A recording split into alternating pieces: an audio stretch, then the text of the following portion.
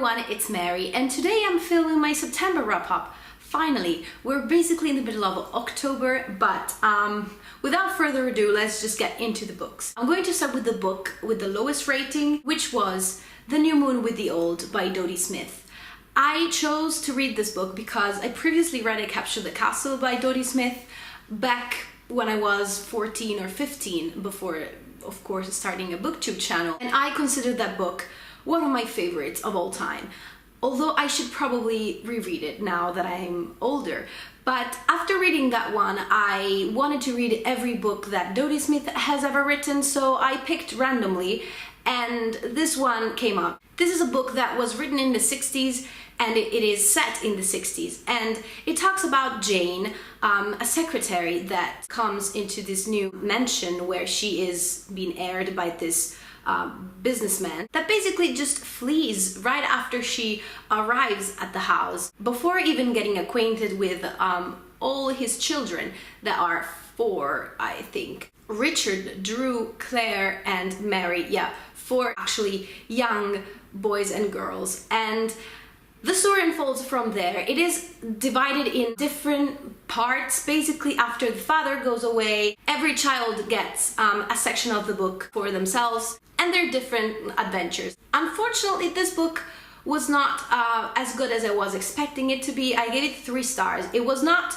by any means a bad book. It was pleasant to read and also easy to read. But what I really thought it was lacking was a little bit of character development. I really hate when there is info dumping, and this had plenty of it, because every character, before even you got the chance to know the character yourself, you were told what that character was going to represent. So in this way, I really don't feel attached to the characters, and I thought that was a pity because I don't remember the characters in I Captured the Castle being in this way. So I don't know, first I thought this one was written before I Captured the Castle, but that one was her debut novel, so I don't know what happened. I also thought that their separate adventures were quite disjointed and just a bit random, and they wrapped up all very conveniently. This book really fell flat for me after a while.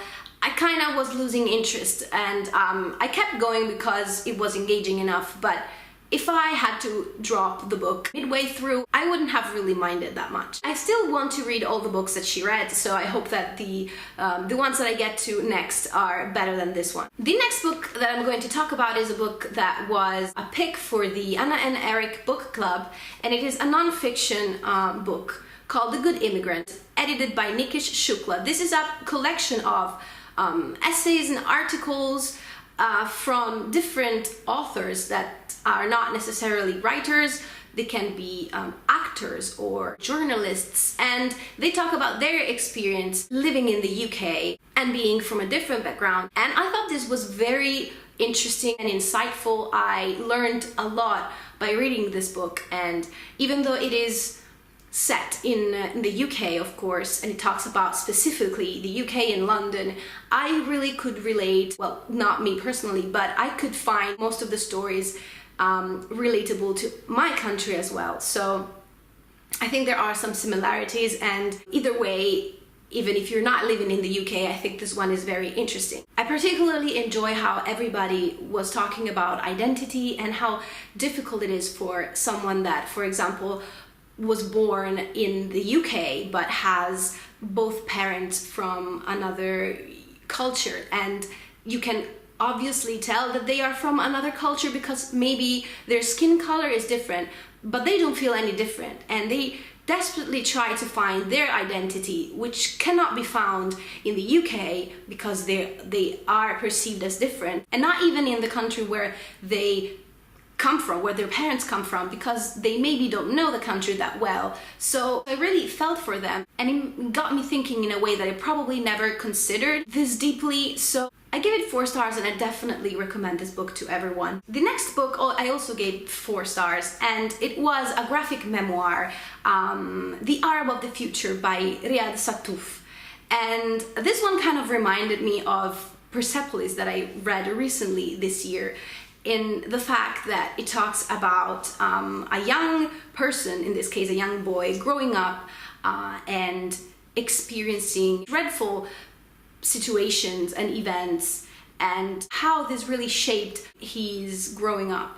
And this is actually the first part of, I think it's going to be 3 parts. So it covers only the early years of Riad, from when he's, I think, 2 or 3 years old to when he's like kind of 6. I don't actually remember, but he is very young here. Riad has a French mother and a Syrian father, and he lived throughout his life through a lot of countries, starting with France. He moves to Libya for his father's work, and then to Syria. I don't want to give everything away, but what I really enjoyed is that each section that is set in a different country is of a different color. So for example, it starts with France and you got the blue, for example, and then when you get to Libya you have yellow. Syria is pink. I just thought this was very clever and really helped to get the setting right. I also really enjoyed this format of a graphic memoir in which you follow a very young person, because at least for me, that I'm not familiar with these places that he is taking you to, seeing these places and this situation through the eyes of a child really makes it easier for you to understand. And I really enjoyed reading this one. The last book that I'm going to talk about is a short story collection, and it is An Unrestored Woman by Shobha. I really enjoyed this book, and it's something that I was not really expecting, because I usually don't go very well with short story collections, but this one really stuck with me, and I keep thinking about the stories in this book even now. And it's been more than a month since I finished it, so I highly recommend this one. All the stories here are revolving around partition, which was when Pakistan and India were divided. This brought a lot of destruction and hate, and it was just something that I was not really fully aware of, that I think it's very important to know about. The stories here can be very bleak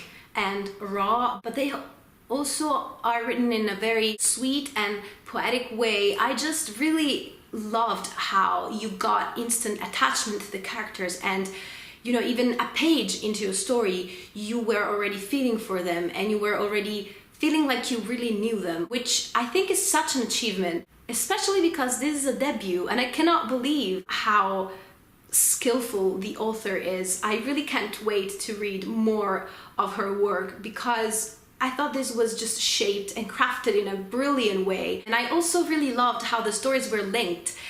They are not linked all together, but they come in pairs. So they are linked in pairs, but not in a very obvious way. Just some characters, you get to see some characters from other perspectives. You can also ignore this fact, so you can just read them randomly, but I really thought it was very clever, and I really enjoy this kind of pattern. I thought this was just a clever and honest work, and I highly recommend it to everybody.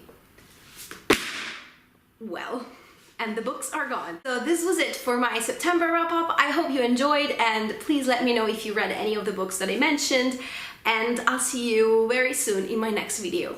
Bye!